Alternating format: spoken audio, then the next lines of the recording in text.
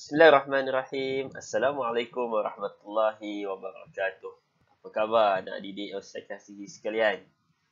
Alhamdulillah, mudah-mudahan awak semua sihat, duduk bersama keluarga dekat rumah. Dalam waktu yang sama, kita akan teruskan sesi pembelajaran kita pada hari ini. Seperti biasa, sebelum kita terus kepada tajuk-tajuk yang akan kita belajar, mari bersama-sama Ustaz kita baca doa supaya awak semua dapat belajar dengan baik dan Ustaz pun dapat sampaikan ilmu dengan baik.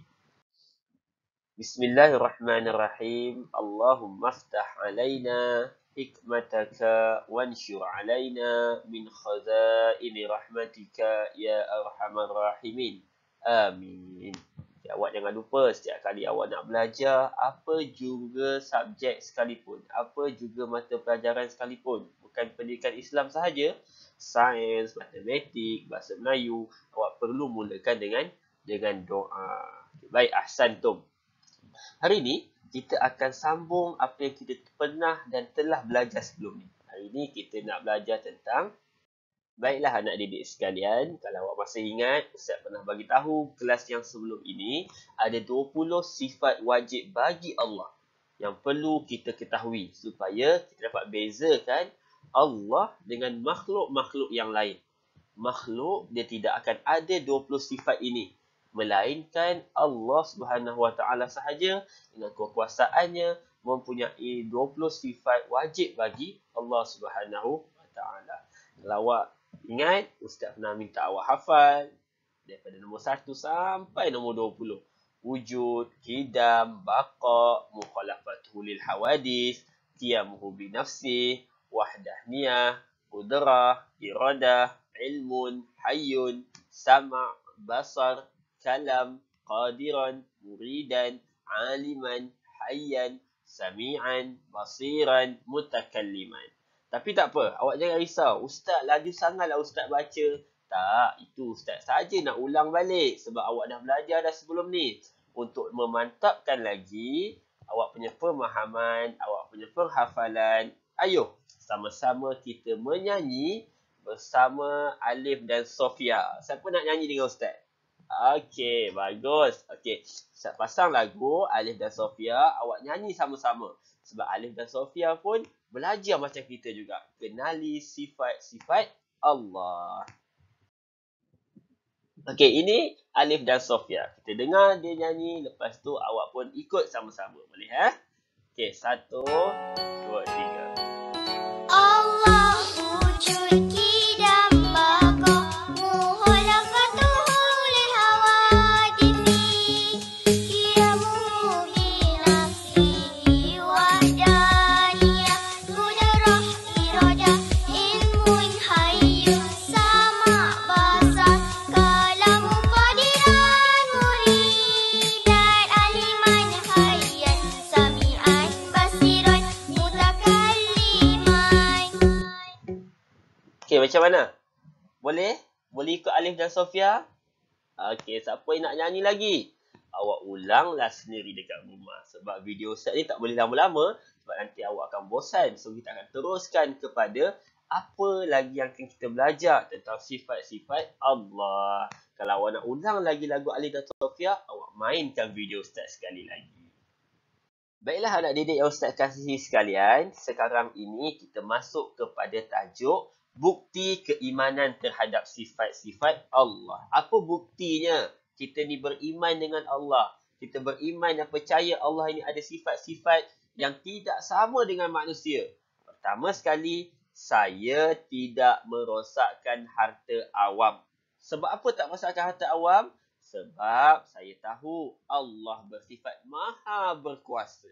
Allah berkuasa ke atas setiap sesuatu.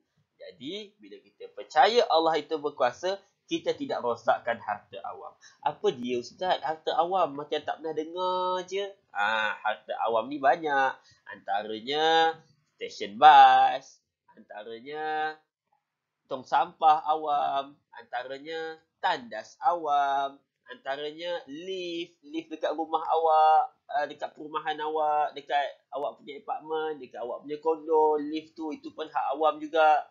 Banyak lagi perkara-perkara yang melibatkan orang awam. Contohnya jalan raya, itu pun harta benda awam. Awak jangan rosakkan. Awak jangan rosak kantong sampah awam. Jangan awak ambil kepala dia, ambil dia punya penutup, awak buang. Jangan. Ataupun awak buang sampah di luar tong sampah. Tong sampah dah ada cantik dah. Awak pergi buang dekat luar-luar tu. Jangan. Apa lagi? Sama juga awak conteng tandas. Dan awak bawa pen, pergi dalam tandas, awak tulis nama kawan-kawan awak. Habis satu kelas awak tulis. Jangan. Sebab itu awak telah merosakkan harta awam. Bila awak rosakkan harta awam, Allah tahu tak? Allah tahu sebab Allah berkuasa. Dan kita akan berdosa sebab kita merosakkan harta awam. Itu bukan harta kita, itu harta untuk orang ramai. Untuk semua orang guna. Jadi yang pertama, jangan merosakkan harta awam. Yang kedua, bukti keimanan kita terhadap Allah ialah kita redha dengan setiap ketentuan Allah. Apa dia redha ni? Macam tak pernah dengar je. Hari ni saya nak bagi tahu. Redha ni maksudnya kita terima seadanya. Apa yang Allah buat pada kita. Apa yang Allah bagi pada kita. Semua yang Allah tentukan kita terima. Sebab kita tahu Allah sifatnya maha berkehendak. Bila Allah nakkan sesuatu itu jadi, maka dia akan jadi. Apa contoh dia Ustaz? Contohnya kita sakit. Allah uji kita dengan sakit. Sesama ke, demam ke, sakit tangan ke. Kita jangan mengeluh. Kenapalah Allah bagi aku sakit. Jangan cakap macam tu. Sepatutnya kita terima. Alhamdulillah Allah bagi sakit. Mudah-mudahan dengan sakit ini Allah hapuskan dosa kita. Ataupun dengan sakit ini Allah boleh mengangkat darjat kita. Kita minta macam tu pada Allah.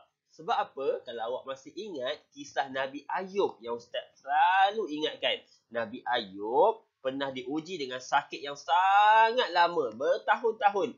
Tapi Nabi Ayub tidak pernah marah pada Allah. Tidak pernah mengeluh. Sebaliknya Nabi Ayub redha dengan apa yang Allah berikan kepada baginda. Itu salah satu sifat redha yang perlu ada pada kita.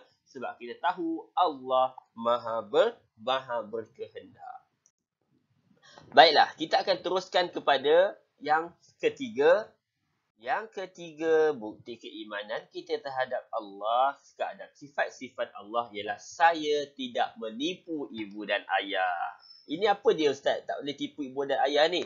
Sebab kita tahu Allah sifatnya maha mengetahui. Allah tahu semua benda. Sekarang, Ustaz buat video ni, Ustaz tak tahu awak tengok ke tidak. Ustaz tak tahu awak tengok sambil baring ke, awak tengok sambil makan ke, awak tengok sambil tengok TV ke, Ustaz tak tahu. Sebab Ustaz, pengetahuan kita limited. Pengetahuan kita terhad. Tapi Allah, pengetahuan Allah sangat luas. Allah tahu segala-galanya.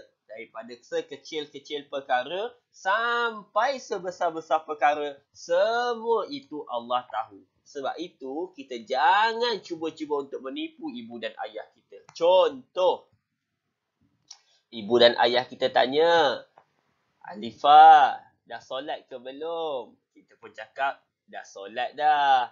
Tapi sebenarnya kita belum lagi solat. Kita menipu ibu ayah kita. Ibu ayah kita tak tahu sebab pengetahuan mereka terhad. Pengetahuan mereka terbatas.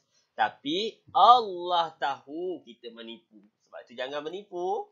Contoh lagi, Ustaz cakap dalam grup WhatsApp. Hari ini tasmik baca sendiri-sendiri dekat rumah. Lepas tu Ustaz pun tanya, siapa dah baca?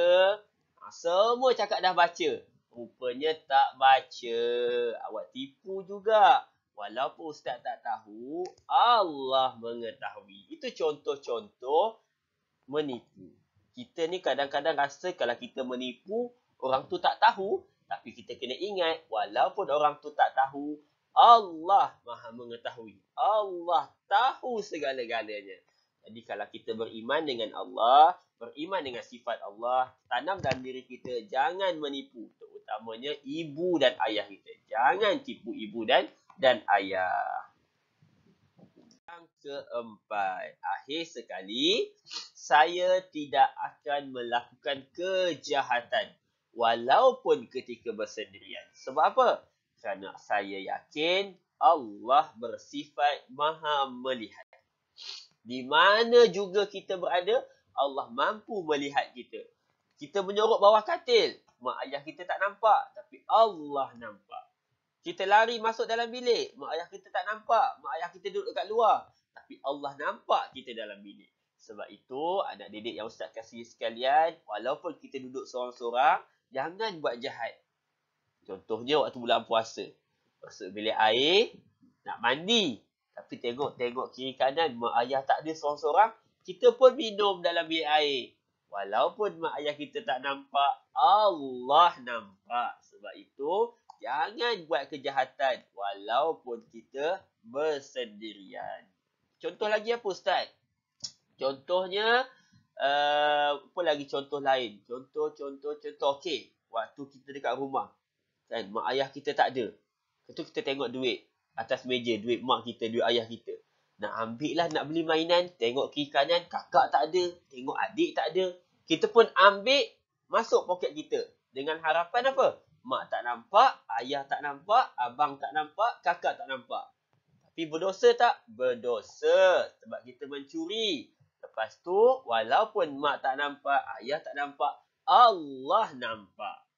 Sebab itulah, bila kita yakin Allah Maha melihat, Allah nampak semua yang kita lakukan, kita tidak akan buat kejahatan walaupun kita berkeseorangan, walaupun kita duduk seorang-seorang. Jadi, itulah sedikit sebanyak bukti-bukti keimanan kita terhadap Allah dan sifat-sifat bagi Allah. Baik, anak didik yang Ustaz kasih sekalian, saya rasa cukup setakat itu pelajaran kita pada hari ini.